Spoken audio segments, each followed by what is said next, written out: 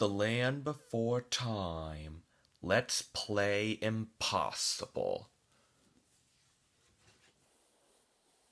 By Hidley Mennick and Barbara Slate.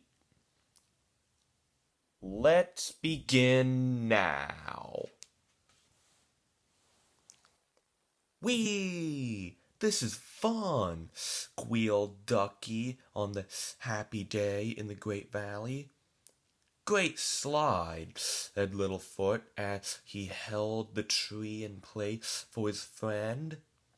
Spike was pleased that he could help and snack at the same time. "Me next," called out Petrie, the only flyer of the 5 pals. Splash!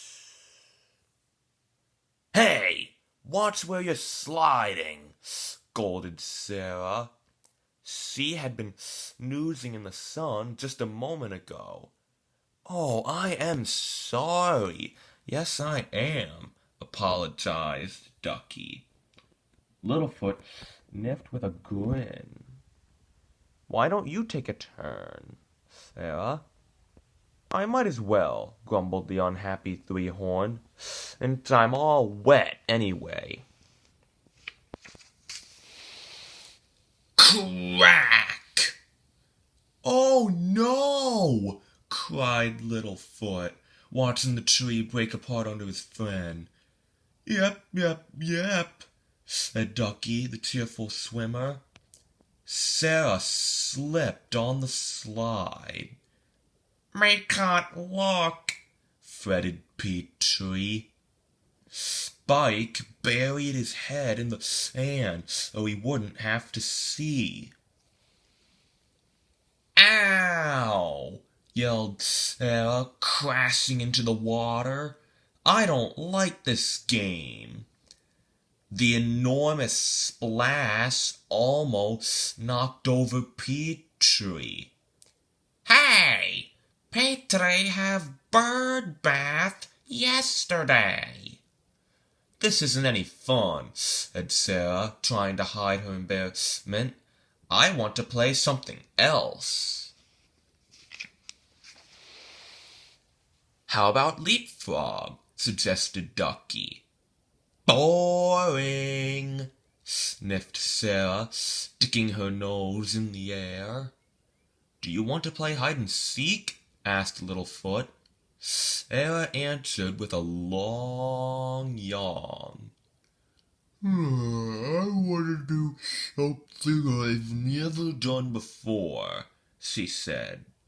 "Something impossible." "But doing the impossible," said a puzzled Ducky, "is impossible."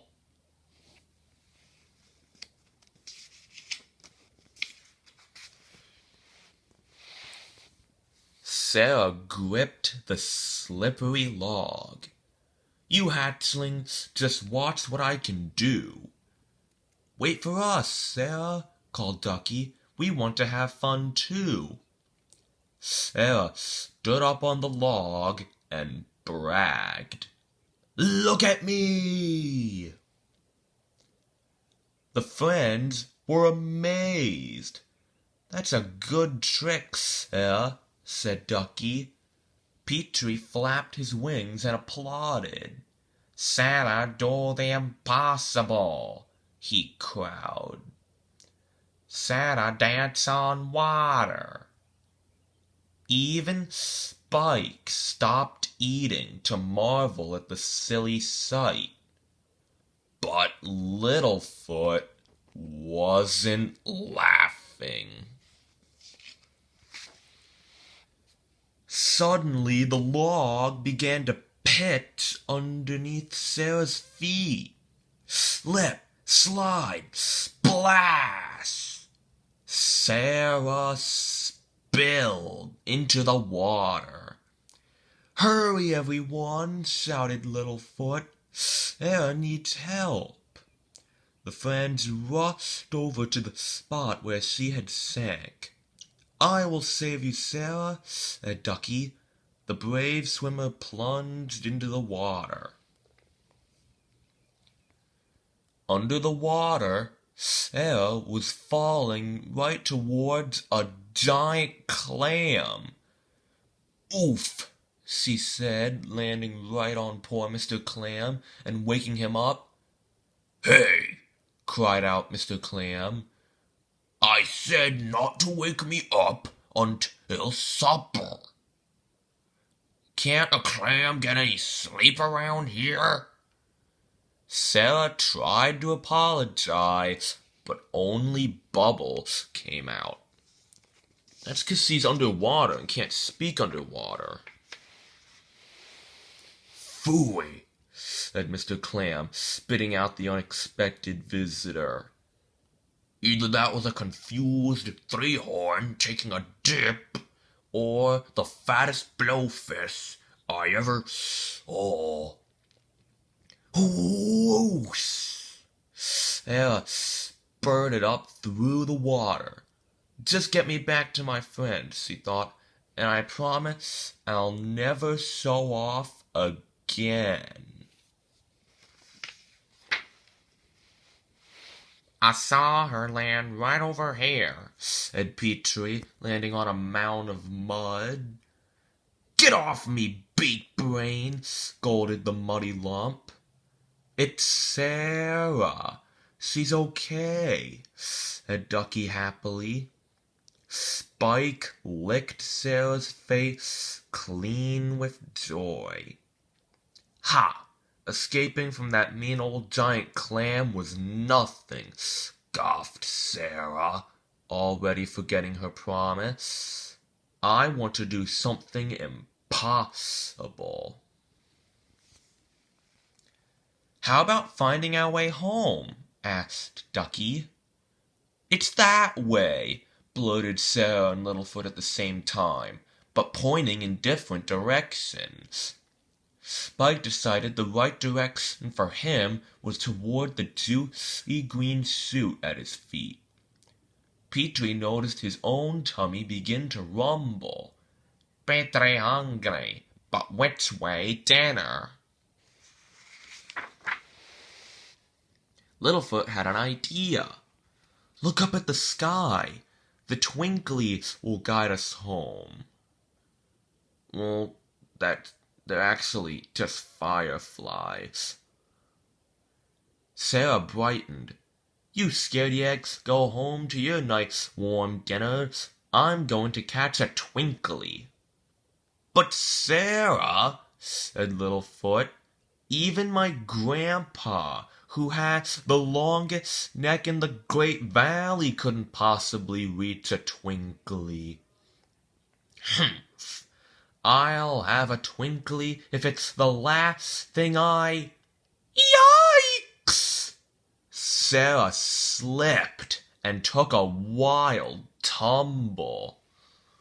Oh no! What's gonna happen? Said Sarah, as she crashed into a giant spider web. It may be just the last thing she does, said Ducky. I hope those spiders have had their dinners. But the blow bounced Sarah right out of the web.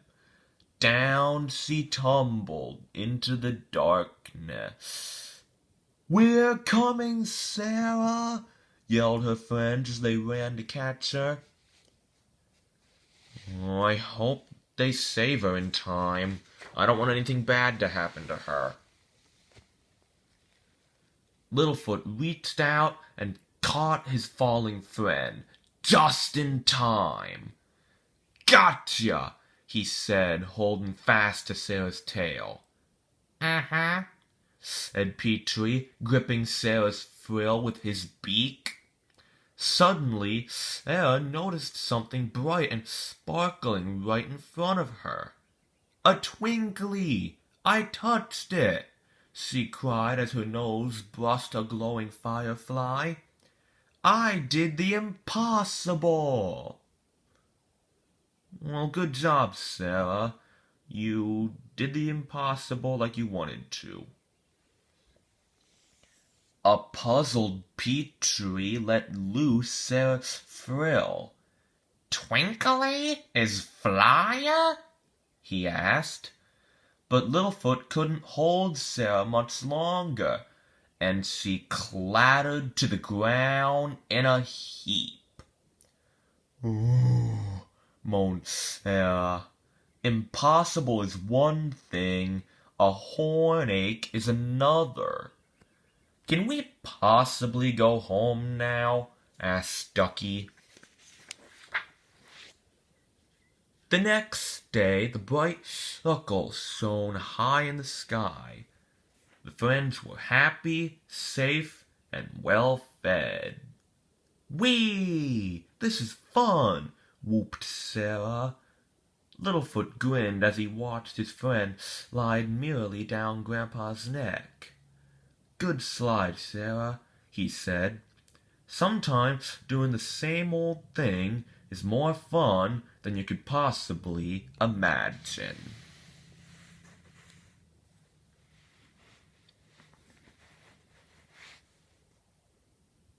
And that is the end of our story.